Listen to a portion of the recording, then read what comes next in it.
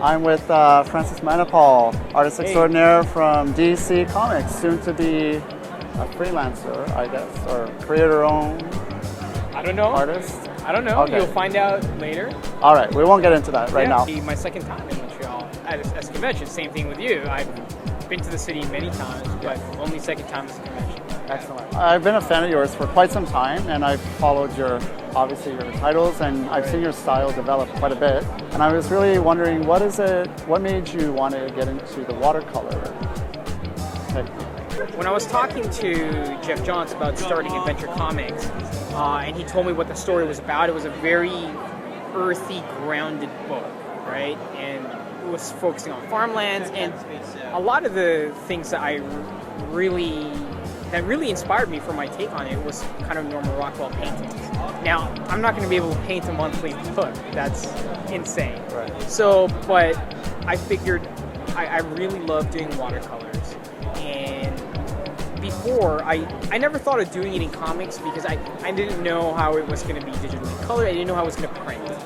And with Adventure Comics, I just wanted to give it a try because the story really lent itself well to the grounded nature of watercolors. It's very tactile, and the textures that you get are very warm, just like the story that Jeff wrote. The grounded nature of the art with watercolors, I think, really enhanced that feeling that you get. Especially the farmland in Kansas, right? Absolutely, and I think that one was really the perfect book to have started doing the ink wash watercolor style. And then from that point on, you just kept it going.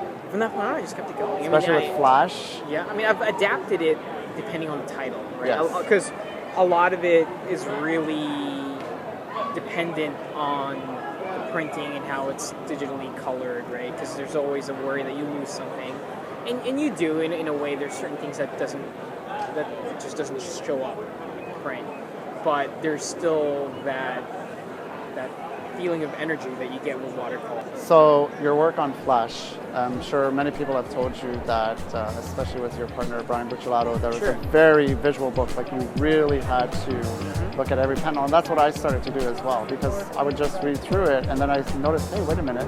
I would go back a few pages, or I would go back to every single panel and see how you develop that particular style.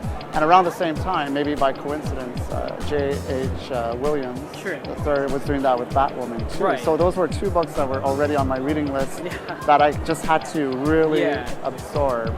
But now, obviously, you're moving on. You're finishing Detective Comics, and aside from that, when you were collaborating with Brian, did you do most of the writing, or he did it? Or well, it was 50-50. It's 50-50. I mean, there were some issues where I wrote it mostly by myself, and there were some issues where he wrote it mostly by himself.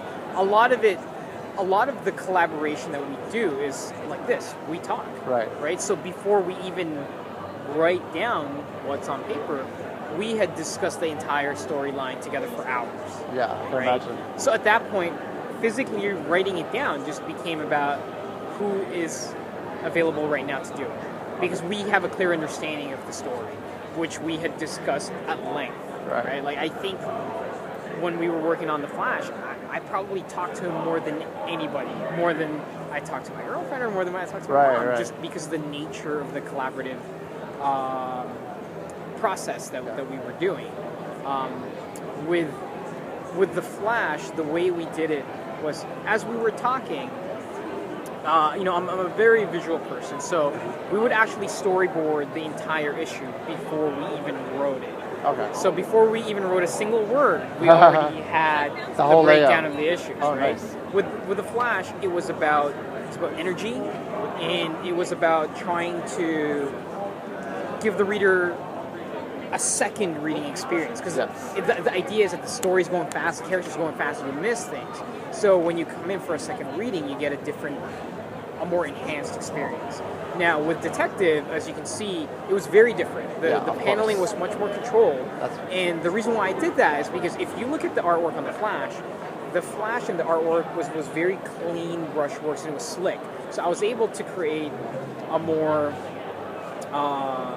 experimental layout, because if the artwork is slick, I can make the layout a little bit messier.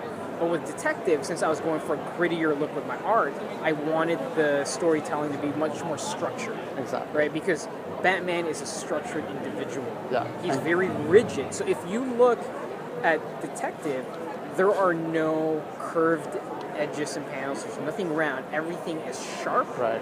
and structured just like Batman. That's very right? true. So, whereas some fans might have hoped that I did exactly what I did on The Flash with Detective, I felt that it would have been a disservice because that wasn't what the story is about. Okay. Hey, I'm Francis Manapul. You are watching Comics Asylum.